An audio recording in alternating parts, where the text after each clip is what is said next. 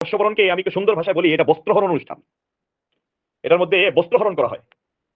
2000 সনে বাঁধন নামের আমাদের এক বোন, মুসলমান নাম, টিএসসিতে তার বন্ধুরা মিলে তাকে নগ্ন এবং ছিন্ন পোষণ করে ফেলেছিল এই বর্ষবরণ অনুষ্ঠানে গিয়ে। السلام عليكم ورحمة الله وبركاته. الحمد لله ولي النعمة، والصلاة والسلام على نبي الرحمة الذي بلغ الرسالة وأدى الأمانة ونصح الأمة وكشف الغمة عن سائر الأمة الذي نتبعه السنة وعلى آله وأصحابه الذين هم خلاصة العرب العربة وخير الخلائق بعد الأنبياء. أما بعد، فأعوذ بالله من الشيطان الرجيم. بسم الله الرحمن الرحيم. قال تعالى: يا أيها الذين آمنوا لا تتخذوا اليهود والنصارى أولياء بعضهم أولياء بعض ومن يتولهم منكم فإنه منهم إن الله لا يهدي القوم الظالمين. وقال تعالى في موضع آخر: يا أيها الذين آمنوا ادخلوا في السلم كافة. وقال تعالى في موضع آخر: إن الدين عند الله الإسلام ومن يبتغي غير الإسلام دينا فلن يقبل منه. وقال رسول الله صلى الله عليه وسلم عن أبي موسى الأشعري رضي الله تعالى عنه أن النبي صلى الله عليه وسلم قال: إنما مثل الجليس الصالح وجليس السوء كحامل المسك ونافخ الكير، فحامل المسك إما أن يخزيك وإما أن تبتاع منه وإما أن تجد منه ريحا طيبة، ونافخ الكير إما أن يخرق ثيابك وإما أن تجد منه ريحا منتنة. متفق عليه أو كما قال عليه الصلاة والسلام. আলহামদুলিল্লাহ, আল্লাহ রাব্বুল আলামিনের অসংখ্য মেহেরবানি যে আল্লাহ রাব্বুল আলামিন সাদাকাতুল খায়রি লিল উম্মাহ প্ল্যাটফর্মে একটা বিশেষ টপিককে কেন্দ্র করে আমাদেরকে একত্রিত হওয়ার তৌফিক দান করেছেন। কোরআন এবং সুন্নাহর আলোকে কিছু কথা বলা এবং শোনার তৌফিক দান করেছেন। এই জন্য আমরা প্রত্যেকেই নিজের অন্তঃস্থল থেকে আল্লাহ রাব্বুল আলামিনের শুকরিয়া আদায় করি। প্রত্যেকে বলি আলহামদুলিল্লাহ। আমরা জাতিতে মুসলমান, এটা আমাদের সবচেয়ে বড় পরিচয়।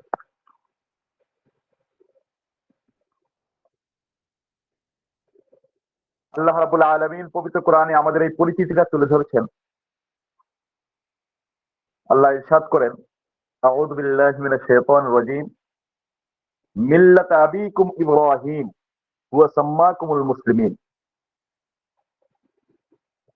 যে তোমাদের জাতির পিতা হযরত ইব্রাহিম আলাইহিস সালাতু ওয়াস সালাম, যিনি তোমাদেরকে মুসলিম বলে নামকরণ করেছেন।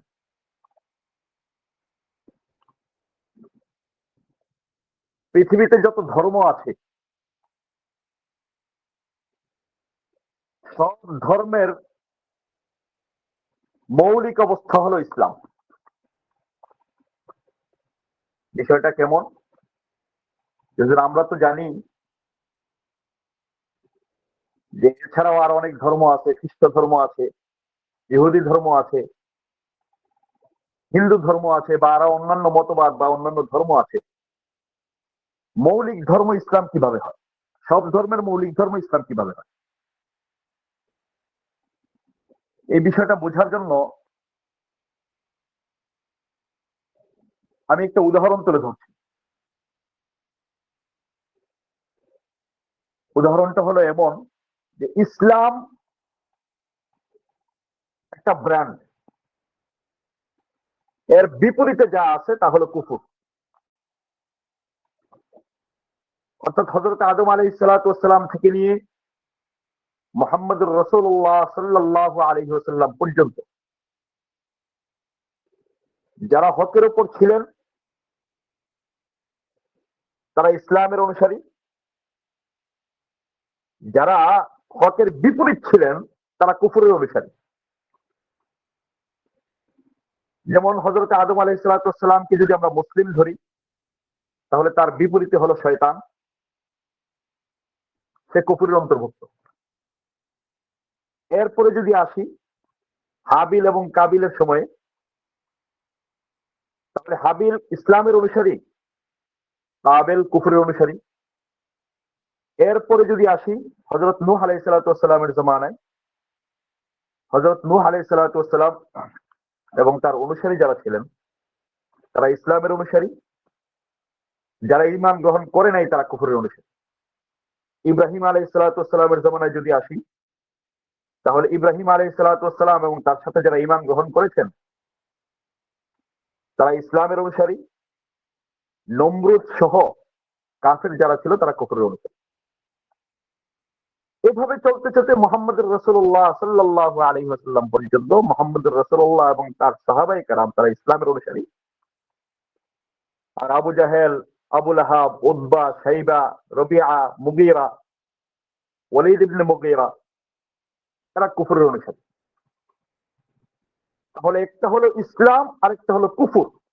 পৃথিবীর সূচনা লগ্ন থেকে দুইটা বলয়ে মানুষ বিভক্ত ছিল, একটা ইসলামের বলয়ে বিভক্ত আর একটা কুফরের বলয়ে বিভক্ত। যেই জামানায় যেই ধর্ম হকের উপর ছিল সেটা ইসলাম, আর যেই জামানায় যেই ধর্ম হকের সাথে কন্ট্রাডিকশনে এসেছে, বিরোধে এসেছে, সেই ধর্মই কুফর।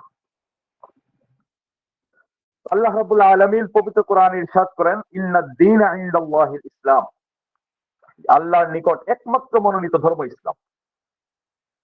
ওয়া মান ইয়াবতাগি গায়রাল ইসলামি দীনান ফালান ইউকবালা মিনহু, আর যে ইসলাম ছাড়া ভিন্ন কোন পথ ও পন্থা অবলম্বন করার চেষ্টা করবে তার থেকে এটা গৃহীত হবে না, গ্রহণযোগ্য হবে না, মেনে নেওয়া হবে না, প্রতিহত করা হবে। তাহলে এখানে আরেকটা ছোট্ট প্রশ্ন থেকে যায়, সব যদি ইসলাম হয় তাহলে ইসলাম ছাড়া ভিন্ন পন্থার কোথায়? এখন যারা বর্তমানে যারা ইহুদি আছে তারাও তো বলে যে আমরা তো একজন নবীর অনুসারী, যারা খ্রিস্টান আছে তারাও তো বলে যে আমরা তো একজন নবীর অনুসারী। তাহলে নবীর অনুসারী যদি হয়ে থাকি তাহলে আমরা এখন মুসলিম না কেন? এই কারণে খ্রিস্টানরা নিজেদেরকে দাবি করে আমরা ঈসাই মুসলিম, ইহুদিরা যারা আছে তারা নিজেদেরকে দাবি করে আমরা আহলে কিতাব। এই বিষয়টা বোঝার জন্য আরেকটা উদাহরণ আপনাদের সামনে আমি উপস্থাপন করছি। মনে করেন আপনার বাবা, উনি 70 কিংবা 1975-এ উনি মেট্রিক পাস করেছেন কিংবা এমএ পাস করেছেন, মাস্টার্স পাস করেছেন। ওনার সময়ে প্রচলিত যে সিলেবাস ছিল ওই সিলেবাসকে অনুসরণ করেই তিনি মেট্রিক পাস করেছেন, ওই সিলেবাসকে অনুসরণ করেই তিনি মাস্টার্স পাস করেছেন। যার কারণে ওনার সার্টিফিকেটটা বর্তমান সময়েও যদি উপস্থাপন করা হয় তাহলে এটা ওই পরিমাণ সম্মান পায় যে পরিমাণ সম্মান বর্তমান সময়ে যারা মাস্টার্স পাস করতেছে, বর্তমান সময়ে যারা মেট্রিক পাস করতেছে তাদের সার্টিফিকেটের যে পরিমাণ সম্মান, এই পরিমাণ সম্মানের উপযুক্ত। কেন? কেননা তিনি তার সময়ে তার সিলেবাসকে পরিপূর্ণরূপে অনুসরণ করে এই ডিগ্রি অর্জন করেছেন। কিন্তু বর্তমান সময়ে এসে যদি কেউ বলে যে আমি 1970 সালের যে সিলেবাস আছে ওই সিলেবাসকে অনুসরণ করে আমি ডিগ্রি অর্জন করার চেষ্টা করব, তাহলে বর্তমান এডিশনে এসে, বর্তমান সময়ে এসে সে তার ওই সিলেবাস এখন কার্যকর হবে না, এখন তার এই সিলেবাসকে গ্রহণ করা হবে না। এই সিলেবাস দিয়ে যদি কেউ পরীক্ষা দিতে চায় তাহলে নির্ঘাত নিঃসন্দেহে সে পরীক্ষায় ফেল করবে। তার কারণ হলো বর্তমান সময়ে সবচেয়ে লেটেস্ট যে ভার্সন, লেটেস্ট যেই সিলেবাস, এই সিলেবাস হলো কোরআন। এই কারণেই আল্লাহ রাব্বুল আলামিন পবিত্র কোরআনের এই আয়াতের মধ্যে যে বলতেছেন ওমাই ইয়াবতাগি গায়রাল ইসলামি দীনান ফালান ইউকবালা মিনহু, যে ব্যক্তি ইসলাম ছাড়া ভিন্ন পথপন্থা অবলম্বন করবে, এখানে ইসলাম দ্বারা উদ্দেশ্য হলো পবিত্র কোরআনের মধ্যে আল্লাহ রাব্বুল আলামিন যে সিলেবাস আমাদের সামনে উপস্থাপন করেছেন এই সিলেবাস ছাড়া ভিন্ন পথপন্থা যারা অবলম্বন করবে তারা কখনো সফল কাম হতে পারবে না, তারা কামিয়াব হতে পারবে না, পরীক্ষায় পাস করতে পারবে না। সুতরাং বর্তমান সময়ে যদি কেউ পরীক্ষায় পাশ করতে হয় তাহলে তাকে অবশ্যই কোরআনে কারিমের সিলেবাস অনুসরণ করতে হবে। এছাড়া আল্লাহ রাব্বুল আলামিন পবিত্র কোরআনের অন্য জায়গায় ইরশাদ করেন, আউযু বিল্লাহি মিনাশ শাইতানির রাজীম, মা আতাকুমুর রাসূলু ফাখুযুহু ওয়া মা নাহাকুম আনহু ফান্তাহু। তোমাদের নিকট মুহাম্মদুর রাসূলুল্লাহ সাল্লাল্লাহু আলাইহি ওয়াসাল্লাম যা নিয়ে এসেছেন শুধুমাত্র তাকেই গ্রহণ করো, ওয়া মা নাহাকুম আনহু ফান্তাহু। আর যার থেকে মুহাম্মদুর রাসূলুল্লাহ তোমাদেরকে বিরত থাকতে বলেন, নিবৃত থাকতে বলেন, তার থেকে তোমরা বিরত থাকো, নিবৃত থাকো। তাহলে এখন এই পর্যায়ে এসে মোটামুটি ক্লিয়ার যে ইসলাম বলতে, বর্তমান সময় ইসলাম বলতে শুধুমাত্র কোরআনে কারীমের সিলেবাসের মাধ্যমে এবং মুহাম্মদুর রাসূলুল্লাহর শিক্ষার মাধ্যমে যে বিষয়টা আমাদের সামনে উপস্থাপিত হয়েছে এটাই ইসলাম। এছাড়া ভিন্ন কোনো পথ ও পন্থা অবলম্বন করা বা ভিন্ন কোনো রীতিনীতির অনুসরণ করার কোনো সুযোগ কিংবা চান্স এখন নাই। কেউ যদি অনুসরণ করে তাহলে সে বর্তমান লেটেস্ট ইসলামের বিরোধিতা করলো, আর লেটেস্ট ইসলামের বিরোধিতা করার কারণে সে আল্লাহ রাব্বুল আলামিনের দৃষ্টিতে অপরাধী সাব্যস্ত হবে এবং ধর্মদ্রোহী সাব্যস্ত হবে, কাফের সাব্যস্ত হবে। এই বিষয়টা যদি বুঝে থাকেন, এবার আল্লাহ রাব্বুল আলামিন আমাদের সামনে একটা রূপরেখা নির্ধারণ করতেছেন, বলতেছেন। আল্লাহ রাব্বুল আলামিন সূরাতুল মায়েদার 51 নম্বর আয়াতে বলেন, আউযু বিল্লাহি মিনাশ শাইতানির রাজীম, বিসমিল্লাহির রহমানির রহিম, ইয়া আইয়ুহাল্লাযীনা আমানু লা তাত্তাখিযুল ইয়াহুদা ওয়ান নাসারা আউলিয়া বাযুহুম আউলিয়াউ বাযি। এই আয়াতে আল্লাহ রাব্বুল আলামিন মুমিনদেরকে, অর্থাৎ যারা আল্লাহ রাব্বুল আলামিনের উপর বিশ্বাস স্থাপন করে, যারা লেটেস্ট ইসলামের অনুসারী যারা আছে, কোরআনের অনুসারী যারা আছে, মুহাম্মদুর রাসূলুল্লাহর অনুসারী যারা আছে, তাদেরকে উদ্দেশ্য করে আল্লাহ রাব্বুল আলামিন বলছেন, ইয়া আইয়ুহাল্লাযীনা আমানু লা তাত্তাখিযুল ইয়াহুদা ওয়ান নাসারা আউলিয়া। হে ঈমানদারগণ, তোমরা ইহুদি এবং নাসারাদেরকে বন্ধুরূপে গ্রহণ করো। বাযুহুম আউলিয়াউ বাযি, তাদের পরস্পর পরস্পরের বন্ধু। ইহুদিরা নাসারাদের বন্ধু, নাসারারা ইহুদিদের বন্ধু। ওয়া মান ইয়াতাওয়াল্লাহুম মিনকুম ফাইন্নাহু মিনহুম। শুনে নাও, যদি তোমাদের মধ্য হতে কেউ তাদেরকে বন্ধুরূপে গ্রহণ করে তাহলে সে তাদের অন্তর্ভুক্ত হয়ে যাবে, অর্থাৎ সে হয়তো ইহুদি হয়ে যাবে কিংবা নাসারা হয়ে যাবে। ইন্নাল্লাহা লা ইয়াহদিল কওমাজ যালিমিন। আল্লাহ রাব্বুল আলামিন কোন জালেমকে সঠিক পথ প্রদর্শন করেন। এই আয়াতের দ্বারা বোঝা যায় যে যারা ইহুদি এবং নাসারাদেরকে বন্ধুরূপে গ্রহণ করবে তারা তাদের অন্তর্ভুক্ত, দলভুক্ত হয়ে যাবে। এই বিষয়টা বোঝার জন্য আল্লাহ রাসূল সাল্লাল্লাহু আলাইহি ওয়াসাল্লামের দুইটা হাদিস আপনাদের সামনে উপস্থাপন করি। আল্লাহ রাসূল সাল্লাল্লাহু আলাইহি ওয়াসাল্লাম ইরশাদ করেন, আল মারউ মা'a মান আহাব্বা। ব্যক্তি তাদেরই দলভুক্ত হয়ে যাবে যে যাকে ভালোবাসে। এখন বন্ধুত্ব স্থাপন করার জন্য ভালোবাসা এটা মোটামুটি একটা লাজিম জিনিস, জরুরি জিনিস, আবশ্যকীয় উপসর্গ, অনুষঙ্গ। যে আপনি যাকে ভালো, যার সাথে বন্ধুত্ব করবেন তার সাথে অটোমেটিকলি আপনার একটা দিলের সম্পর্ক কায়েম হয়ে যায়, দিলের সম্পর্ক স্থাপন হয়ে যায়।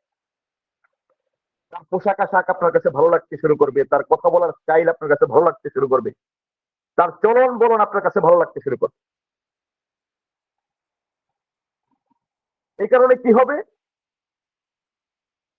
আল্লাহ রাসূল বলেন, আল মারউ মা'a মান আহাব্বা। ওই ব্যক্তি তার সাথেই কিয়ামত কাটাবে। আমাদের দেশে একটা প্রচলিত প্রবাদ আছে, যার সাথে যার মহব্বত তার সাথে তার কিয়ামত। আপনি যাকে ভালোবাসবেন, যার সাথে আপনি বন্ধুত্ব রাখবেন, আপনার হাসর নসর তার সাথেই হবে। সে যদি জান্নাতি হয় তাহলে তার সঙ্গী হওয়ার কারণে হতে পারে আপনি জান্নাতে যাওয়ার একটা পথ পেয়ে যাবেন। আর যদি সে জাহান্নামী হয়, নাউযুবিল্লাহ মিন যালিক, তার হতে পারে তার সাথে মহব্বত রাখার কারণে, ভালোবাসা পোষণ করার কারণে কোনো না কোনো ফাঁক ফোকর দিয়ে আপনিও জাহান্নামের অলিতে গলিতে ঘোরাফেরা করার সুযোগ তৈরি হয়ে যাবে। আল্লাহ রাসূল সাল্লাল্লাহু আলাইহি ওয়াসাল্লাম বন্ধুত্বের একটা মাপকাঠি তৈরি করে দিয়েছেন। রাসূল আল্লাহ রাব্বুল আলামিন অন্য আয়াতের মধ্যে বলতেছেন যে বন্ধু কে কাকে বানাবে। সূরা মায়েদার ৫৫ নম্বর আয়াতে আল্লাহ রাব্বুল আলামিন বলতেছেন, ইন্নামা ওয়ালিয়্যুকুমুল্লাহ ওয়া রাসূলুহু। যে মুমিনদের বন্ধুত্ব হবে তারা একটা কমপ্লেন আসছে যে আমার সাউন্ডে একটু সমস্যা হচ্ছে। আমি হেডফোনটাকে কান থেকে খুলে নিচ্ছি, আমি ফোনের মাইক্রোফোন ব্যবহার করতেছি।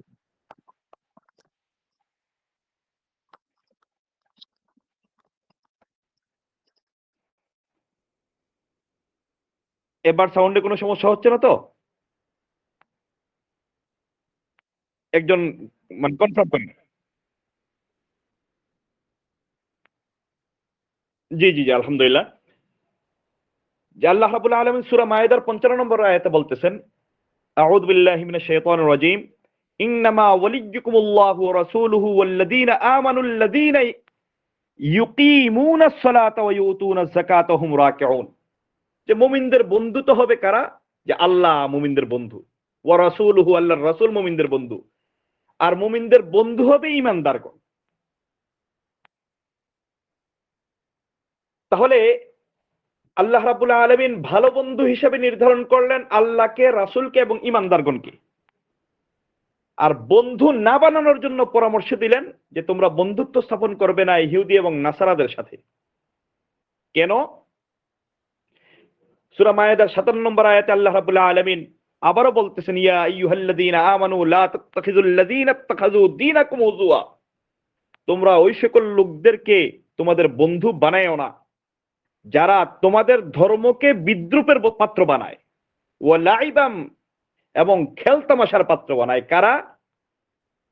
আল্লাহ রাব্বুল আলামিন বলে দিচ্ছেন এরা কারা, যে আমাদের ধর্মকে যারা বিদ্রূপের পাত্র বানায়, ধর্মকে যারা খেলতামাশার বস্তু বানায়, তারা হলো মিনাল্লাযীনা উতুল কিতাব, যাদেরকে কিতাব দান করা হয়েছে, মিন ক্বাবলিকুম, তোমাদের পূর্বে যাদেরকে কিতাব দান করা হয়েছিল, ওয়াল কুফফারা, এবং কাফেরদেরকে বানায়ও না তোমরা আউলিয়া। আল্লাহ স্পষ্ট বলে দিচ্ছেন যে ওই সকল লোকদেরকে বন্ধু বানায়ও না যারা তোমাদের ধর্মকে বিদ্রূপের পাত্র বানায় এবং তামাশার বস্তু মনে করে। তারা কারা? যাদেরকে পূর্ববর্তীতে কিতাব দান করা হয়েছিল। ওয়াত্তাকুল্লাহ, তোমরা আল্লাহকে ভয় করো, ইন কুনতুম মুমিনিন, যদি তোমরা প্রকৃত মুমিন হয়ে থাকো। এই পরপর তিনটা আয়াতের দ্বারা এই কথা সুস্পষ্ট, মুমিনদের জন্য কাফেরদেরকে, ইহুদি নাসারাদেরকে বন্ধুরূপে গ্রহণ করার কোনো সুযোগ নাই, তাদের রীতিনীতিকে পছন্দ করার কোনো সুযোগ নাই, তাদের কৃষ্টি কালচারকে আপন করে নেওয়ার কোনো সুযোগ নাই, তাদের চালচলনকে, তাদের অনুসরণ করার কোনো ধরনের সুযোগ নেই। কেননা আল্লাহর হাবিব জনাবে মুহাম্মদুর রাসূলুল্লাহ সাল্লাল্লাহু আলাইহি ওয়াসাল্লাম স্পষ্ট করে বলে দিচ্ছেন, মান তাশাব্বাহা বিকৌমিন ফাহুয়া মিনহুম। যে ব্যক্তি কোন জাতির সাদৃশ্য অনুসরণ করবে, পোশাক আশাকে, কৃষ্টি কালচারে, চলন বলনে, কথাবার্তায়, ফাহুয়া মিনহুম, তারা যেন তাদেরই অন্তর্ভুক্ত। এরপর আল্লাহ রাসূল সাল্লাল্লাহু আলাইহি ওয়াসাল্লামের একটা হাদিস হযরত আবু মুসা আশআরী রাদিয়াল্লাহু তাআলা থেকে বর্ণিত, মুত্তাফাকুন আলাইহি। তার মানে হলো এটা, এই হাদিসটা বুখারী শরীফের মধ্যে আছে এবং মুসলিম শরীফের মধ্যে আছে। এই হাদিসে রাসূল সাল্লাল্লাহু আলাইহি ওয়াসাল্লাম ভালো বন্ধু আর খারাপ বন্ধুর একটা পার্থক্য তুলে ধরেছেন। আমি পুরো হাদিসের ইবারত পড়ব না, শুধু তরজমাটা বলতেছি।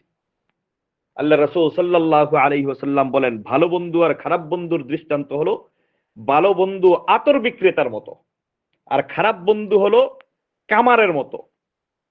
তুমি যদি ভালো বন্ধুর পাশে বসো, আমাদের বাংলায় একটা কথা আছে, সৎসঙ্গে স্বর্গবাস, অসৎসঙ্গে সর্বনাশ। অর্থাৎ যদি আপনার সঙ্গটা ভালো হয়, তাহলে আপনি হয়তো তার সঙ্গী হয়ে জান্নাতে যাবেন, সঙ্গ যদি খারাপ হয় তার সঙ্গী হয়তো জাহান্নামে যাবেন। আল্লাহর রাসূলের হাদিসের দ্বারা এই কথাটাকেই আরো পরিষ্কারভাবে বলা হচ্ছে যে ভালো বন্ধুর দৃষ্টান্ত হলো যে আতর বিক্রেতার মতো। তুমি হয়তো তার থেকে আতর ক্রয় করবে, অথবা সে তোমাকে ফ্রি কিছু আতর লাগিয়ে দিবে। আর যদি সে তোমাকে ফ্রি আতর নাও দেয়, অন্তত মানে তার আতরের একটা সুঘ্রাণ তোমার নাকে লাগবে। এটা হলো ভালো বন্ধুর দৃষ্টান্ত। আর খারাপ বন্ধুর দৃষ্টান্ত হলো কামারের মতো, যে তার হাপরের মধ্যে প্রতি মুহূর্তে সে ফু দিতে থাকে, বাতাস দিতে থাকে। হয়তো তার ওই হাপড় টানার কারণে অগ্নিস্ফুলিঙ্গ তোমার কাপড়ে এসে কাপড় পুড়ে যাবে, অথবা কাপড় যদি নাও পরে অন্তত ধোঁয়ার গন্ধ তোমার নাকে লাগবে। তো আল্লাহ রাসূল সাল্লাল্লাহু আলাইহি ওয়াসাল্লাম ভালো বন্ধু এবং খারাপ বন্ধুর দৃষ্টান্ত দিলেন এভাবে যে তোমরা বন্ধু হিসাবে ভালো মানুষকে গ্রহণ করো, খারাপ মানুষ থেকে দূরে থাকো, যদি তুমি তার খারাপ কাজের মধ্যে শরিক নাও হয়ে যাও, অন্তত তার খারাপ কাজের দুর্গন্ধ তোমার নাকের মধ্যে লাগবে। এতটুকু পর্যন্ত কথা হলো আমার কথার ভূমিকা। এবার আমি আমার মূল আলোচনার দিকে চলে যাচ্ছি। আমার মূল আলোচনার বিষয় হলো যে ইংরেজি নববর্ষ করণীয় বর্জনীয়। আমাদের বাংলাদেশে 3 ধরনের ক্যালেন্ডার প্রচলিত। একটা হলো ইংরেজি ক্যালেন্ডার, আরেকটা হলো সৌর ক্যালেন্ডার কিংবা বাংলা ক্যালেন্ডার আমরা বলি, আরেকটা হলো হিজরি ক্যালেন্ডার। ইংরেজি ক্যালেন্ডার যেটা আছে এটা হযরত ঈসা আলাইহিস সালামের জন্মের পর থেকে এর সূচনা। হযরত ঈসা আলাইহিস সালামের জন্মের পর থেকে সূচনা, যার কারণে এটাকে ঈসাই ক্যালেন্ডার বলা হয়। খ্রিস্ট ক্যালেন্ডার, বাংলা যে ক্যালেন্ডার আছে, এই বাংলা ক্যালেন্ডারের সূচনা হয় বাদশাহ আকবরের সময়।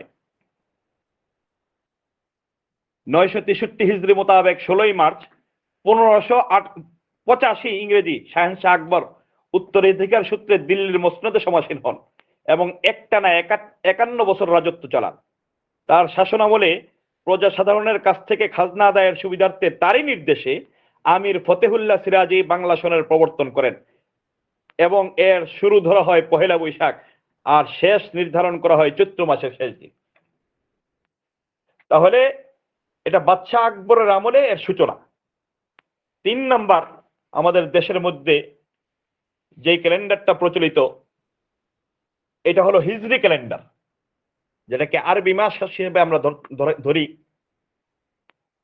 রাসূলুল্লাহ সাল্লাল্লাহু আলাইহি ওয়াসাল্লামের হিজরত থেকে এর গণনা শুরু করা হয়েছে। রাসূল যেদিন মক্কা থেকে হিজরত করে মদিনায় গিয়েছেন সেদিন থেকে এর গণনা শুরু।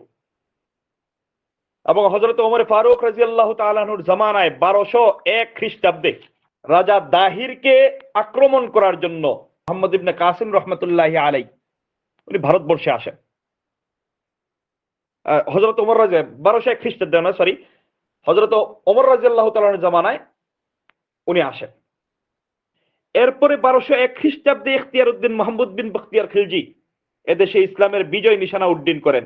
তার শাসনামলে রাষ্ট্রীয় ভাবে বঙ্গদেশে রাষ্ট্রীয় সকল কার্যক্রম হিজরি সন অনুযায়ী প্রচলিত হতে থাকে এবং এই ধারা অব্যাহত থাকে মুঘল সম্রাট আকবরের শাসনামল পর্যন্ত।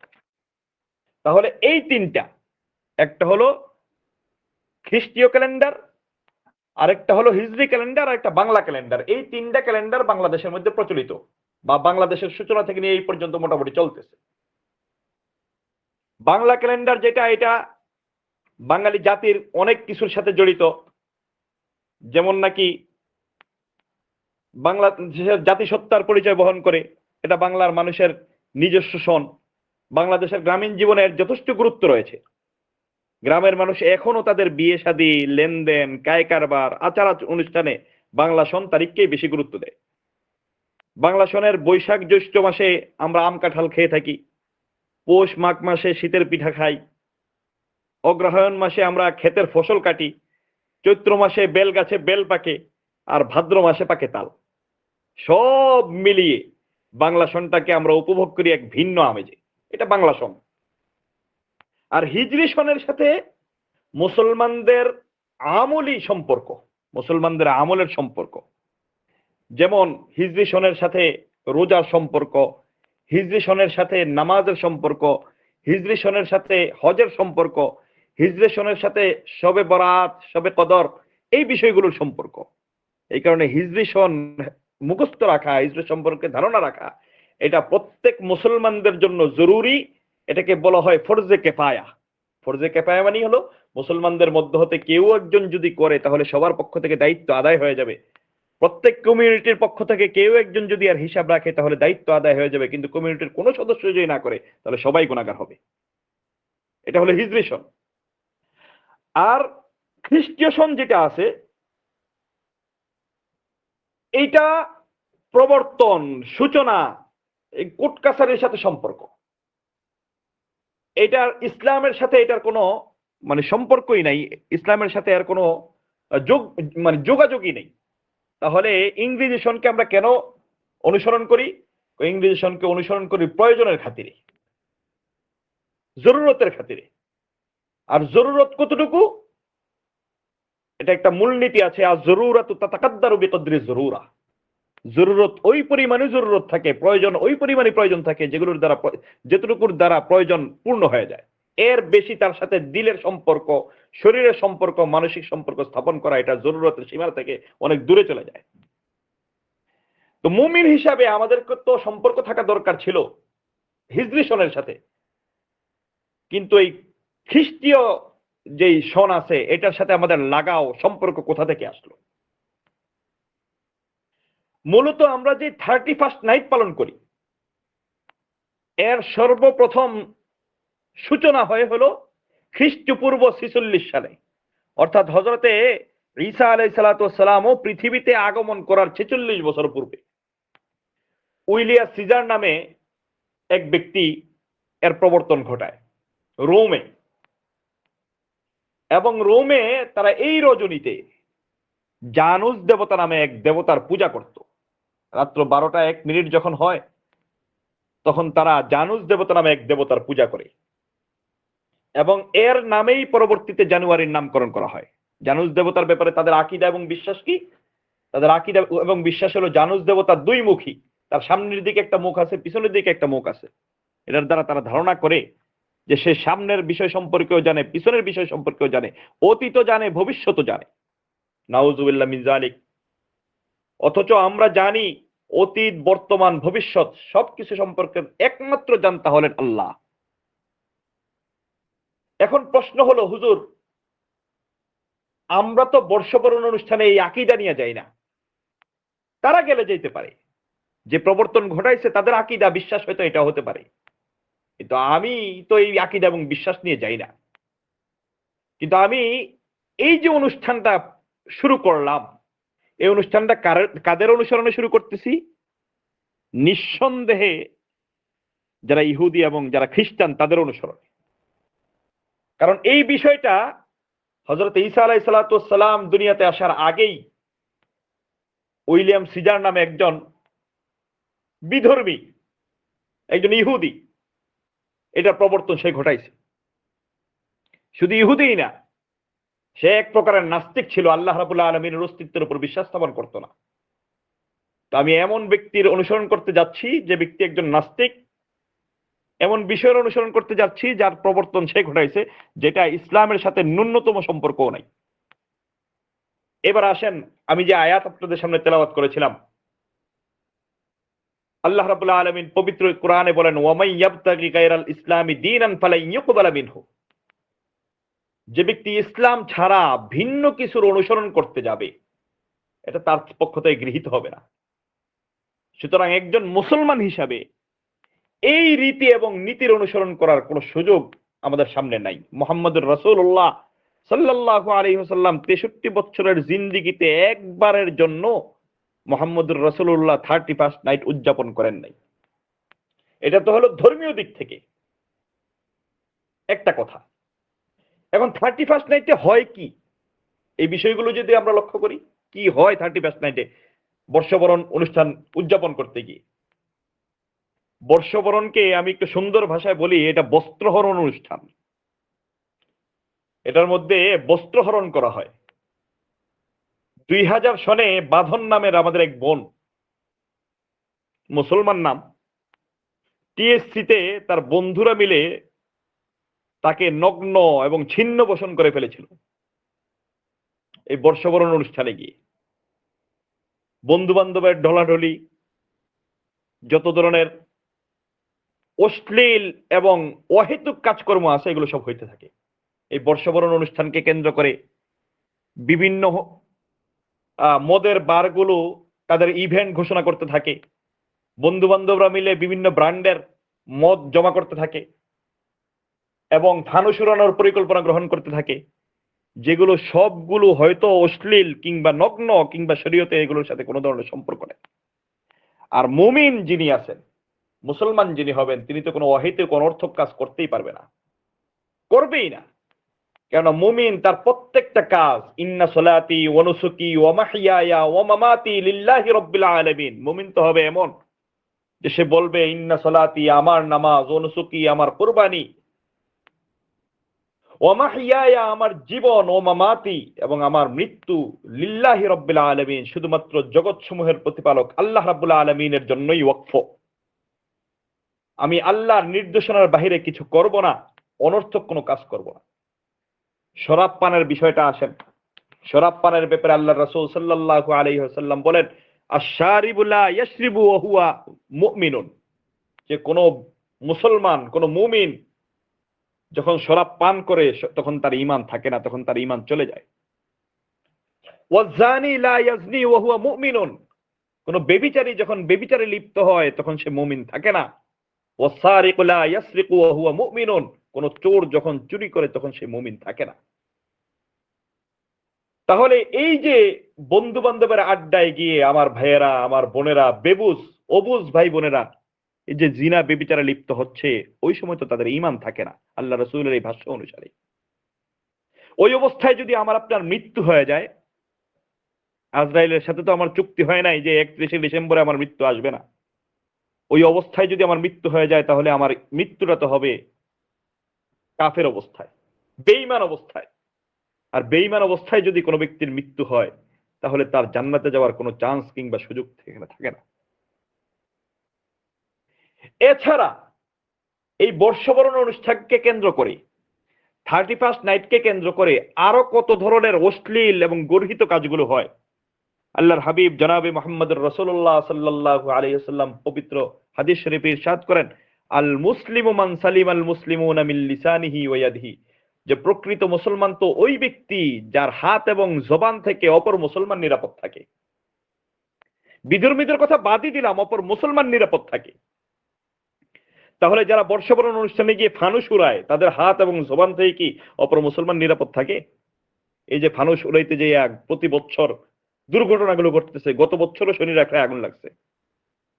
এই যে আতশবাজি আমরা ফুটাইতেছি, এই যে মানে বোমা ফুটাইতেছি, বোমা ফুটাইতে যায় গত 2 বছর আগে আমাদের এক পরিচিত ভাইয়ের বাচ্চা হার্টের রোগী ছিল, ড্রিম ড্রিম আওয়াজ সে সহ্য করতে না পারে ছটফট করতে করতে ফজরের আগেই ছেলেটার মৃত্যু হয়ে গেছে। এই মৃত্যুর জন্য কে দায়ী?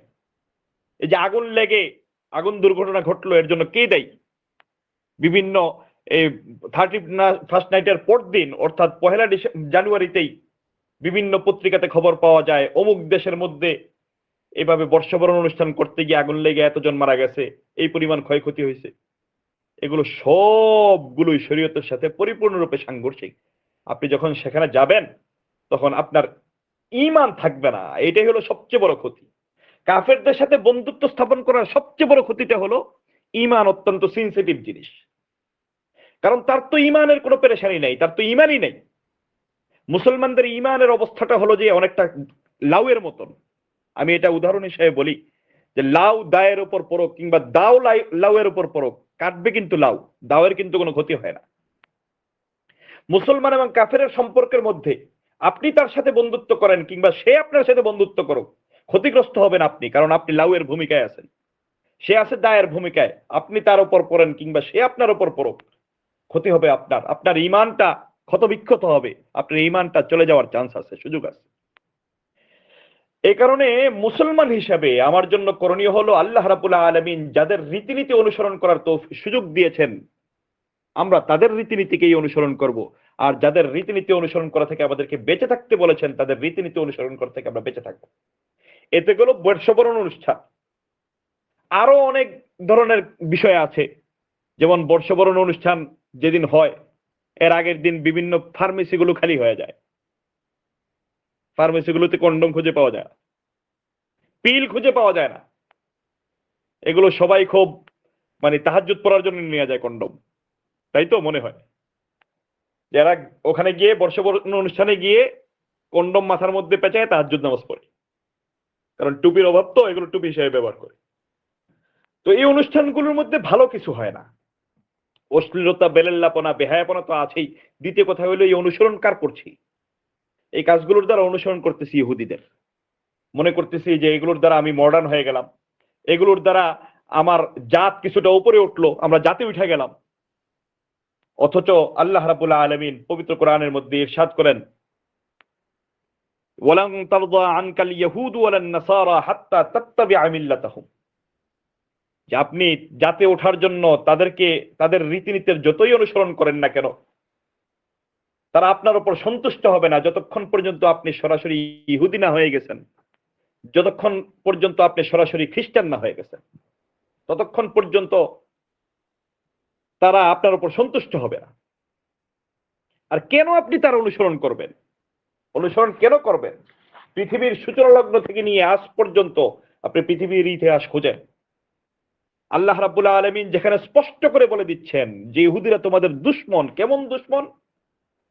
আল্লাহ রাব্বুল আলামিন পবিত্র কোরআনের মধ্যে ইরশাদ করতেছেন, লাতাজিদান্না আশাদ্দান নাসি আদাওয়াতান লিল্লাযিনা আমানুল ইয়াহুদা ওয়াল্লাযিনা আশরাকু, যে আপনি যদি দেখেন তাহলে অবশ্যই দেখতে পাবেন মুমিনদের জন্য সবচেয়ে বড় দুশমন হলো ইহুদিরা, এরপরে সবচেয়ে বড় দুশমন হলো হিন্দুরা। যারা আপনার সবচেয়ে বড় দুশমন, আল্লাহ বলতেছেন সবচেয়ে বড় দুশমন, আল্লাহ তাকেও বানাইছে আমাকেও বানাইছে, আল্লাহ বলতেছেন যে আমার সবচেয়ে বড় দুশমন হলো তারা। তাহলে আপনি কোন ঘোড়ার ডিম হইলেন যে তাদের সাথে আপনার বন্ধুত্ব রক্ষা করে চলতে হবে? তাদের সাথে বন্ধুত্ব রক্ষা করতে যাই আপনি আপনার ঈমানকে ক্ষতবিক্ষত করবেন? তাদের সাথে বন্ধুত্ব রক্ষা করে তাদের কৃষ্টি কালচার রীতিনীতির অনুসরণ করতে যাই আপনি আপনার ঈমানকে ক্ষতিগ্রস্ত করবেন? অথচ আল্লাহ রাব্বুল আলামিন পবিত্র কোরআনে বলে দিচ্ছেন, লাকাদ কানা লাকুম ফি রাসূলিল্লাহি উসওয়াতুন হাসানাহ, তোমাদের জন্য আল্লাহ রাব্বুল আলামিন মুহাম্মদুর রাসূলুল্লাহ সাল্লাল্লাহু আলাইহি ওয়াসাল্লামের মাঝে রেখে দিয়েছেন উত্তম আদর্শ। উত্তম আদর্শ মুহাম্মদুর রাসূলুল্লাহর মধ্যে। তোমরা আদর্শ কোথায় খুঁজে পেয়েছ? হযরত আম্মা জান আয়েশা সিদ্দিকা রাদিয়াল্লাহু তাআলা আনহা রাসূলুল্লাহ সাল্লাল্লাহু আলাইহি ওয়াসাল্লামের আদর্শ সম্পর্কে আলোচনা করতে গিয়ে বলেন, তোমরা যদি একজন সমাজপতির মাঝে, যুবকের মাঝে আদর্শ খুঁজতে চাও, তাহলে হিলফুল ফজলের প্রতিষ্ঠাতা মুহাম্মদুর রাসূলুল্লাহর মাঝে নিজের আদর্শ খুঁজে নাও। তোমরা যদি পিতা হিসাবে আদর্শ খুঁজতে চাও, তাহলে মুহাম্মদুর আয়েশার তাহলে ফাতেমার পিতা মুহাম্মদুর রাসূলুল্লাহর মধ্যে তোমাদের নিজেদের আদর্শ খুঁজে নাও। তোমরা যদি স্বামী হিসাবে আদর্শ দেখতে চাও, তাহলে মুহাম্মদুর রাসূলুল্লাহ তোমাদের জন্য সর্বোত্তম আদর্শ। সমাজপতি হিসেবে আদর্শ দেখতে চাও, তাহলে মক্কার মদিনার অধিপতি মুহাম্মদুর রাসূলুল্লাহর মধ্যে আদর্শ খুঁজে নাও। যদি কমান্ডার হিসেবে তুমি কমান্ডার হও, তাহলে আদর্শ কোথায় খুঁজবে? তাহলে বদরের যুদ্ধের ময়দানে সিপাহ সালার মুহাম্মদুর রাসূলুল্লাহর মধ্যে তোমার আদর্শ আছে। তুমি যদি বিজয়ী সেনাপতি হও, তাহলে ফতে মক্কার দিনে, মক্কা বিজয়ের দিনে মুহাম্মদুর রাসূলুল্লাহ যে আদর্শ স্থাপন করেছেন, এটা হোক তোমার জন্য সর্বোত্তম আদর্শ। তাহলে পৃথিবীতে রাসূলুল্লাহ সাল্লাল্লাহু আলাইহি ওয়াসাল্লামের মতো যে উত্তম কোন আইডল তো হতেই পারে না, উত্তম কোন মডেল তো হইতেই পারে না। আর এছাড়া রাসূল সাল্লাল্লাহু আলাইহি ওয়াসাল্লাম নিজেই বলতেছেন, ইন্নামা বুইসতু লিউতাম্মিমা মাকারিমাল আখলাক, যে পৃথিবীতে আমি অধিষ্ঠিত হয়েছি, আমার আগমন হয়েছে উত্তম চরিত্রকে পৃথিবীর মাঝে বাস্তবায়ন করার জন্য। আমি যদি নিজেকে মানুষ মনে করি, আমি মুসলমান বাদই দিলাম, যদি নিজেকে মানুষ মনে করি, তাহলে মানুষ হিসাবে মনুষ্যত্বের জায়গা থেকে রাসূলুল্লাহ সাল্লাল্লাহু আলাইহি ওয়াসাল্লামের চাইতে উত্তম আর কোনো আইডল, উত্তম কোনো আদর্শ হতেই পারে না। এছাড়া আল্লাহ রাব্বুল আলামিন আমাদের জন্য কি বলেন? সূরা আলে ইমরানের মধ্যে আল্লাহ রাব্বুল আলামিন ইরশাদ করেন, ওয়া ইউতিইল্লাহ ওয়ার রাসূল ফাউলাইকা মাআল্লাযীনা আনআমা আল্লাহু আলাইহিম মিনান নাবিয়্যিন ওয়াস সিদ্দিকিন ওয়াশ শুহাদাই ওয়াস সালিহিন ওয়া হাসুনা উলাইকা রফিকা। যে ব্যক্তি আল্লাহ এবং তার রাসূলের অনুসরণ করবে, সে দুনিয়া থেকে চোখ বন্ধ হওয়ার পরে সে থাকবে নবীদের সাথে, সিদ্দিকদের সাথে, শহীদদের সাথে, সালেহিনদের সাথে। এরা সবাই হবে জান্নাতি। সুতরাং তোমরাও তাদের সঙ্গী হয়ে জান্নাতি হবে। ওয়া হাসুনা উলাইকা রফিকা, বন্ধু হিসাবে এদের চাইতে উত্তম বন্ধু আর কে আছে? তো আপনার যদি বন্ধুত্ব স্থাপন করতে হয়, কারো আদর্শ যদি নিজের মাঝে বাস্তবায়ন করতে হয়, কারো কৃষ্টি কালচার রীতিনীতিকে যদি নিজের মাঝে বাস্তবায়ন করতে হয়, তাহলে এর চাইতে উত্তম আইডল আর উত্তম আদর্শ কিছু হতেই পারে না। এইতে গেল 31st নাইট বা বর্ষবরণ অনুষ্ঠানের কথা। পরদিন হলো ইংরেজি নববর্ষ। আমি প্রথমেই বলে দিয়েছি যে ইংরেজি নববর্ষের সাথে মুসলমানদের সম্পর্ক হবে টয়লেটের মতন, যতটুকুর দ্বারা প্রয়োজন পূরণ হয়ে যায় অতটুকু। যেমন টয়লেটে মানুষের যাইতেই হয়, প্রয়োজনের তাকিদে যাইতে হয়, কিন্তু কাজ শেষ হয়ে যাওয়ার পরে সেখানে কেউ অবস্থান করে না। ইংরেজি নববর্ষের সাথে বা ইংরেজি বর্ষ ক্যালেন্ডারের সাথে আমাদের সম্পর্কটা এই পরিমাণ যে আমাদের জরুরত শেষ হবে, ইংরেজি ক্যালেন্ডার ভুলে গেলেও তেমন কোনো সমস্যা নাই, কিন্তু আরবি ক্যালেন্ডার যেটা, এটা অবশ্যই আমাদেরকে স্মরণ রাখতে হবে, কারণ এটার সাথে রোজার সম্পর্ক, এটার সাথে হজের সম্পর্ক, এটার সাথে আমাদের বিভিন্ন ইবাদতের সম্পর্ক, এবং আইয়ামে বীজের যে মাসের 3 দিন রোজা রাখা আল্লাহ রাসূল সুন্নত বলেছেন, এটার সম্পর্ক এই চাঁদের সাথে। যাকাত ফরজ হওয়া, যাকাতের হিসাব বের করার সম্পর্ক এই চাঁদের সাথে। এই কারণে যদি সম্পর্ক রাখতে হয় তাহলে ইংরেজি নববর্ষের সাথে সম্পর্ক স্থাপন না করে আরবি নববর্ষের সাথে বা আরবি ক্যালেন্ডারের সাথে আমাদের সম্পর্ক স্থাপন করা উচিত। তাহলে এখন করণীয় কি? ইংরেজি নববর্ষ তো বাংলাদেশে খুব ঘটা করে পালন করা হয়, আমরা আমাদের জায়গা থেকে কি করতে পারি? আমাদের মুমিন হিসেবে করণীয় কি? আল্লাহ রাসূল সাল্লাল্লাহু আলাইহি ওয়াসাল্লাম আমাদেরকে কর্মসূচি দিয়েছেন। আল্লাহ রাসূল সাল্লাল্লাহু আলাইহি ওয়াসাল্লাম ইরশাদ করেন, মান রাআ মিনকুম মুনকারান ফালিয়ুগাইয়িরহু বিয়াদিহি। তোমাদের কোন ব্যক্তি যদি কোনো অন্যায় কাজ হইতে দেখে, তাহলে এতক্ষণ যে বর্ণনা দিলাম ইংরেজি বর্ষবরণ অনুষ্ঠান, এই অনুষ্ঠানের বিভিন্ন কৃষ্টি কালচার বা বিভিন্ন আচার আচরণের যে বর্ণনা দিলাম, এগুলো নিশ্চয়ই অন্যায় কাজ। আল্লাহ রাসূল বলেন, মান রাআ মিনকুম মুনকারান ফালিয়ুগাইয়িরহু বিয়াদিহি। যে ব্যক্তি কোনো অন্যায় কাজ হইতে দেখে সে এটাকে নিজের হাত দ্বারা প্রতিহত করবে। এটা একজন মুমিন হিসেবে আমার দায়িত্ব, কারণ আমরা সর্বশ্রেষ্ঠ উম্মত, সর্বশ্রেষ্ঠ জাতি। এই যে মানে বিভিন্ন অপসংস্কৃতি, এগুলোর মধ্যে তো সাধারণ মানুষের চাইতে হুজুরদের চুলকানি বেশি। হুজুরদের এত চুলকানির কারণটা কি? হুজুররা কেন এই বিষয়গুলো নিয়ে এত মাতামাতি করতে হয়? তো প্রথম কারণ তো হলো যে আমরা ওয়ারাসাতুল আম্বিয়া, নবীদের সামনে কোনো অন্যায় হইতে দেখলে নবীরা এগুলো হয়তো হাতের দ্বারা বাধা দিতেন। বা যে হাদিসটা আমি বললাম যে মান রাআ মিনকুম মুনকারান ফালিয়ুগাইয়িরহু বিয়াদিহি ওয়া মান লাম ইয়াস্তাতি ফাবিলিসানিহি ওয়া মান লাম ইয়াস্তাতি ফাবিকলবিহি ওয়া যালিকা আদআফুল ঈমান। যেহেতু উলামায়ে কেরাম হলো, হুজুররা হলো নবীদের ওয়ারিস, আর রাসূল সাল্লাল্লাহু আলাইহি ওয়াসাল্লাম যদি বর্তমান জামানায় জীবিত থাকতেন তাহলে অবশ্যই রাসূল সাল্লাল্লাহু আলাইহি ওয়াসাল্লাম এই বিষয়গুলো সম্পর্কে মানুষকে সতর্ক করতেন। কিন্তু এখন যেহেতু রাসূল নাই, রাসূল এটা দায়িত্ব দিয়ে গেছেন, তারাকতু ফীকুম আমরাইন বইলা, যে দুইটা বিষয় তোমাদের কাছে রাইখা গেলাম, কোরআন এবং সুন্নাহ। তো এটার হামেল, এটার বহনকারী এবং এই মিরাজকে গ্রহণকারী তো উলামায়ে কেরাম।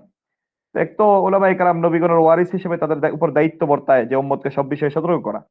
দ্বিতীয় বিষয় হলো আল্লাহ রাসূলের একটা স্পষ্ট হাদিস আছে যে আল ইমামু যামিনুন ওয়াল মুআজ্জিনু মু'তামানুন, আও কামা ক্বালা আলাইহিস সালাতু ওয়াসসালাম, যে ঈমান হলো দায়িত্বশীল। কিসের দায়িত্বশীল? যে ওনার মসজিদের মাইকের আওয়াজ যত দূর পর্যন্ত যায়, অর্থাৎ যত মানুষ ওনার অনুসরণ করে, প্রত্যেকের ঈমানের আমলের দায়িত্বশীল হলো ইমাম। তো এই দায়িত্বের খাতিরে আমি এই কথাগুলো ওলামায়ে কেরাম মানুষদেরকে এই কথাগুলো বলেন। এর জন্য কেউ তাদেরকে ভালো মনে করো, খারাপ মনে করো, কেউ হাদিয়া দেওয়া বন্ধ করে দেয়, এটার কোনো পরোয়া তাদের থাকে না। কি ফাঁসির মঞ্চে যাইতে হয়, ফাঁসির মঞ্চে যাইতেও রাজি। কারো যদি হাতে ধরতে হয় তাও রাজি, পায়ে ধরতে হয় তাও রাজি।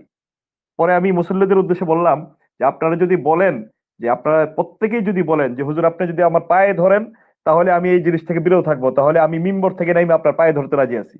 আপনি যদি বলেন যে আমার আপনি যদি বলেন যে আপনার মাথার পাগড়িটা খুলে আমার পায়ের কাছে রাখেন, আমার মাথার পাগড়ি খুলে আপনার কাছে রাখতে রাজি আছি। তারপরে অনুরোধ করবো যে আপনি এই কাজ থেকে বিরত থাকেন।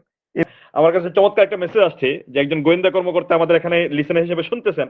উনি বলছেন গত 25শে ডিসেম্বর শহরে একটা হোটেলও ফাঁকা ছিল না, তাহলে 31শে ডিসেম্বর বা 1 তারিখ কি অবস্থা হবে একটু অবস্থার দ্বারা অনুমান করে যে হ্যাঁ এটাই, যেটা অন্যায় কাজ হইতেছে। তাহলে মুসলমান হিসেবে আমাদের করণীয় কি?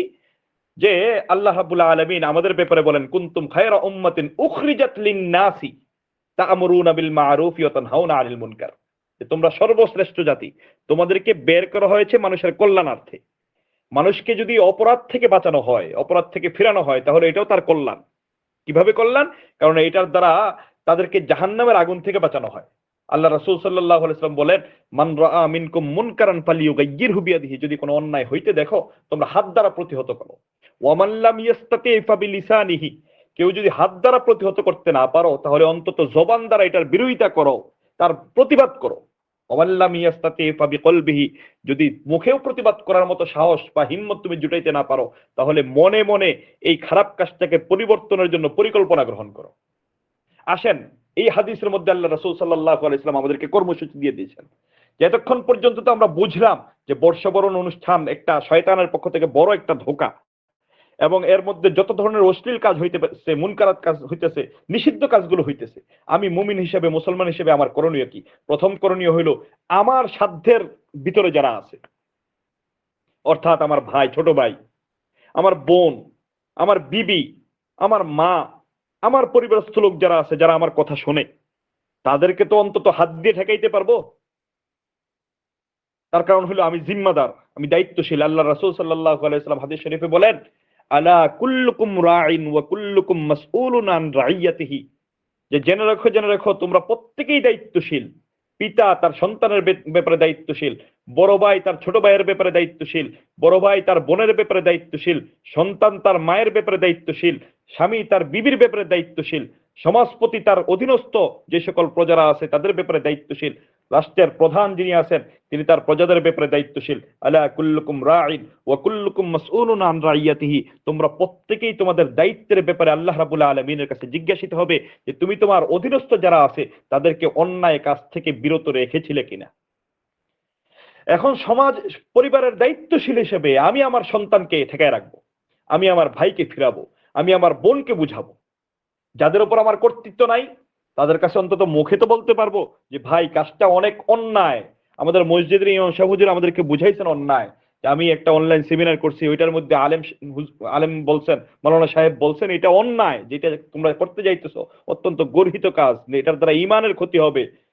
অন্তত এই কথাটা তো বলতে পারবেন। আমি অন্তত পারবো, আমি আমার জায়গা থেকে পারবো। কাউকে যদি পায়ে ধরলে সেই কাজ থেকে ফিরে আসে আমি তার পায়ে ধরতে পারবো।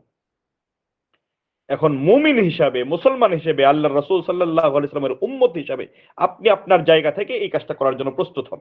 যে যদি আপনি পায়ে ধরলে সেই অন্যায় কাজ থেকে বিরত রাখে তাহলে প্রয়োজনে তার হাতে ধরেন বা তার পায়ে ধরেন, তাকে অনুরোধ করেন যে এই কাজ থেকে তুমি বিরত থাকো। যদি এতটুকু না পারেন তাহলে অন্তত মুখে মুখে এটার প্রতিবাদ করেন। 3 নাম্বার কাজ হলো যে আমরা মুখে মুখে প্রতিবাদ করার মতো হিম্মত জুটাইতে পারতেছি না। আশেপাশে যারা আছে তারা খুব প্রভাবশালী, মুখে বলতে গেলেও আমাদেরকে মারবে। এবার আপনি ইউনিট তৈরি করেন, আপনার মতো দুর্বল ইমানের অধিকারী যারা আছে তাদের সাথে আপনি সাক্ষাৎ করেন, সাক্ষাৎ করে বলেন যে আমরা এই কাজটার বিরোধিতা করতে চাইতেছি, আমার কাছে এই বিষয়টা খারাপ লাগে না, খারাপ লাগে, ভালো লাগে না, চলেন আমরা কয়েকজন মিলে বসে একটু আমাদের দলটাকে ভারী করি। এখন তো অনলাইনের জমানা, আমরা অনলাইনের মধ্যে বিভিন্ন গ্রুপ খুলে, বিভিন্ন ইভেন্ট খুলে এই সামনে আগামী মঙ্গলবারে যে 31st নাইট আসতেছে, এই 31st নাইটের বিরুদ্ধে বিভিন্ন ধরনের লিফলেট প্রচার করি, বিভিন্ন ধরনের লেখা প্রচার করি। আমাদের আইডি থেকে যত ধরনের নিরুৎসাহমূলক বক্তব্য আছে, যত খারাপই আছে, এগুলো সব বর্ণনা করতে থাকি যে 31st নাইট অত্যন্ত খারাপ জিনিস, অন্যায় জিনিস। আমরা এগুলো প্রচার করতে থাকি। ইনশাআল্লাহ একজন মানুষও যদি ফিরে আসে তাহলে আপনার নাজাতের জন্য যথেষ্ট হয়ে যাবে। মান রাআ মিনকুম মুনকারান ফালিয়ুগাইয়িরহু বিয়াদিহি ওয়া মান লাম ইস্তাতি ফাবিলিসানিহি ওয়া মান লাম ইস্তাতি ফাবিকলবিহি ওয়া যালিকা আযআফুল ঈমান। আল্লাহ রাসূল সাল্লাল্লাহু আলাইহি ওয়াসাল্লাম বলেন যে মনে মনে পরিবর্তনের পরিকল্পনা গ্রহণ করে এটা ঈমানের সর্বনিম্ন স্তর। তাহলে আপনি যদি হাত দ্বারা ফিরাইতে পারেন তাহলে এটা হলো ঈমানের সর্বোচ্চ স্তর। আল্লাহ রাব্বুল আলামিন, আমরা নিজেরাও এই ধরনের জাহান্নামী কাজ থেকে আমরা বেঁচে থাকার চেষ্টা করব। কারণ এই কাজগুলো যখন হইতে থাকে তখন আল্লাহ রাব্বুল আলামিনের পক্ষ থেকে গজব অবতীর্ণ হইতে থাকে, গজব গজব গজব। আর গজব যখন আসে তখন শুধুমাত্র যারা লিপ্ত তাদের উপরই আসে না, আশেপাশে ওই আগুন ছড়ায় পড়ে। আগুন যখন কোনো ঘরে লাগে তখন শুধুমাত্র ওই ঘরকেই পড়ায় না, আশেপাশের ঘরগুলো রিস্কে থাকে। গজব যখন দেশের উপর আসতে থাকে তখন এর দায়ভার, এর কিছুটা কষ্ট আমাদেরকে ভোগ করতে হবে। জহরাল ফাসাদু ফিল বাররি ওয়াল বাহরি বিমা কাসাবাত আইদিন নাস। আল্লাহ রাব্বুল আলামিন বলেন জলে স্থলে যত বিপর্যয় সব আমাদের হাতের কামাই। এগুলো একজন করবে, এটার ফলাফল, রেজাল্ট অন্যরা ভোগ করতে থাকবে। এই জন্য এই বিষয়টাকে কিভাবে কমিয়ে আনা যায় আমরা নিজেদের জায়গা থেকে চেষ্টা করতে শুরু করি। অনেক এলাকার ভাইয়েরা কিছু পরিকল্পনা গ্রহণ করছেন, আমার জানা মতে কিছু পরিকল্পনা গ্রহণ করছেন। তারা 31st নাইটে যে মাহফিলের আয়োজন করতেছেন, 31st নাইটে কোরআন তেলাওয়াতের আয়োজন করতেছেন, এগুলোর দ্বারা কিছু মানুষ হইলেও খারাপ কাজ থেকে বিরত থাকবে। আমরাও এরকম ছোট ছোট ইভেন্ট করতে পারি, ছোট ছোট আয়োজন করতে পারি, যে অন্তত কেউ যেন এই গুনার কাজের মধ্যে লিপ্ত হওয়ার জন্য এখানে জড়িত না হয়, এ থেকে সরিয়ে আনতে পারে। এবং এই বছর আমরা পারলাম না, আগামী বছরের জন্য প্রস্তুতি গ্রহণ করতে থাকি। এই বছর আমার সাধ্যে যতটুকু কুলায় আমি আমার ফেসবুক পেজের মধ্যে, আমি আমার আইডির মধ্যে, আমার বন্ধু বান্ধবের পেজের মধ্যে বিভিন্ন লিফলেট বা কাগজ ছাপাইয়া যেখানে পারি দেওয়াল বিলাইতে থাকি, মসজিদে বিলাইতে থাকি, বিভিন্ন পার্কের মধ্যে, এলাকার মধ্যে এগুলো ছড়াইতে থাকি।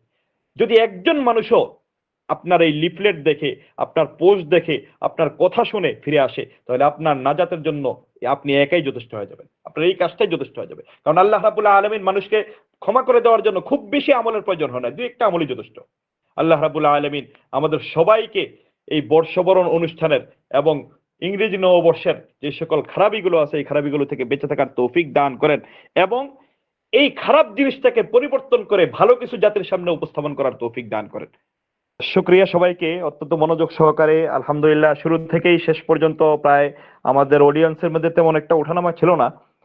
সবাই খুব মনোযোগ সহকারে শোনার জন্য আমি আন্তরিকভাবে আপনাদেরকে মোবারকবাদ জানাচ্ছি, এবং মোবারকবাদ জানাচ্ছি ইরাম ভাই সহ সদকাতুল খায়রুল লিল উম্মাহ ওনাদের পক্ষ থেকে এমন চমৎকার একটা আয়োজন করার জন্য। যে সর্বপ্রথম কথা হলো, আমরা যে যেখানে যে অবস্থাতেই থাকি না কেন, আমরা আল্লাহর বান্দা হিসেবে থাকার জন্য চেষ্টা করি। আল্লাহ রাসূল সাল্লাল্লাহু আলাইহি সাল্লামকে যদি কেউ নসিহত করার জন্য বলতেন, রাসূল সাল্লাল্লাহু আলাইহি সাল্লাম সর্বশেষ যে এক কথায় যে নসিহতটা করতেন, উসীকুম বিতাকওয়াল্লাহ, যে আমি তোমাদেরকে ওসিয়ত করতেছি যে আল্লাহ রাব্বুল আলামিনকে ভয় করো। আর আল্লাহ রাব্বুল আলামিনের ভয় হলো যে সকল নেক কাজের মূল, সব নেক কাজের মূল হলো আল্লাহ রাব্বুল আলামিনের ভয়। অর্থাৎ বান্দা যদি নেককার হইতে চায়, তাহলে সর্বপ্রথম তার মনের মধ্যে আল্লাহ রাব্বুল আলামিনের ভয় জাগ্রত করা, যে আমি যা কিছুই করি না কেন আল্লাহ সব দেখছেন, আল্লাহ সব শুনছেন, আল্লাহর কাছে আমার সবকিছুর জবাব দিতে হবে। আল্লাহ আমাকে যে অঙ্গ প্রত্যঙ্গগুলো দান করেছেন, এগুলো আল্লাহর সন্তুষ্টির মোতাবেক পরিচালনা করার জন্য আমাকে দিয়েছেন, এবং যদি আল্লাহর সন্তুষ্টি মোতাবেক পরিচালিত করতে পারি, রাসূল সাল্লাল্লাহু আলাইহি ওয়াসাল্লামের তরিকা মোতাবেক যদি আমি পরিচালিত করতে পারি, তাহলে আল্লাহর কাছে আমি জাযা পাবো। আর যদি আল্লাহর সন্তুষ্টি মোতাবেক কিংবা রাসূল সাল্লাল্লাহু আলাইহি ওয়াসাল্লামের তরিকা মোতাবেক না পরিচালিত করি, তাহলে আল্লাহর কাছে সাজা পাবো। তো আল্লাহর সাজা থেকে বাঁচতে চাই, আল্লাহর কাছে জাযা চাই, প্রতিদান চাই। এই কারণে যদি প্রতিদান চাইতেই হয়, তাহলে মুখ, হাত, চোখ, কান প্রত্যেকটা অঙ্গ প্রত্যঙ্গের সঠিক ব্যবহার শিক্ষা করা। আর সঠিক ব্যবহার শিক্ষা করার স্পৃহা অন্তরে তখনই আসবে যখন আমার মনের মধ্যে এই কথা আসবে যে আমি আল্লাহকে ভয় করি, আল্লাহর সামনে আমাকে দাঁড়াইতে হবে। আর এর জন্য প্রতিদান কি? আল্লাহ রাব্বুল আলামিন পবিত্র কোরআনের মধ্যে বলে দিচ্ছেন, ওয়া আম্মা মান খাফা মাকামা রাব্বিহি ওয়া নাহান নাফসা আনিল হাওয়া ফাইন্নাল জান্নাতা হিয়াল মাওয়া। যে যে ব্যক্তি আল্লাহর সামনে দাঁড়াতে হবে এই ভয়ে নিজের মনস্কামনার পূজা থেকে বেঁচে থাকে, অর্থাৎ মন চাহি জিন্দেগি থেকে নিজেকে বাঁচিয়ে রাখে, তার জন্য আল্লাহ রাব্বুল আলামিন বলতেছেন ফাইন্নাল জান্নাতা হিয়াল মাওয়া, তার আবাসন হবে, ঠিকানা হবে জান্নাত।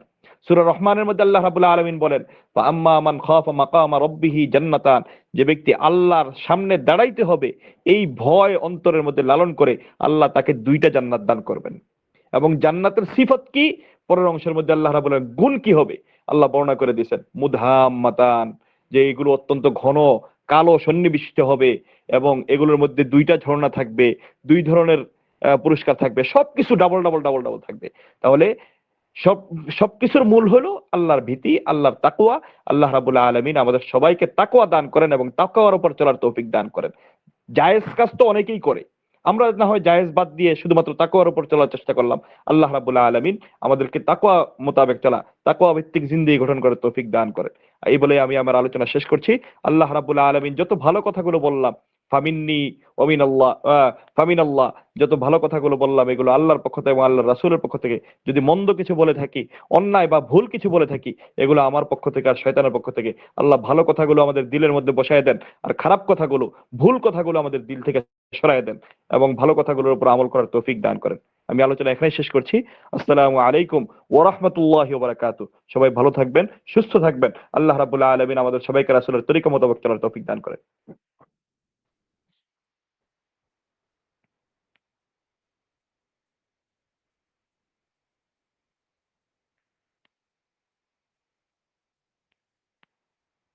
আমিন আমিন।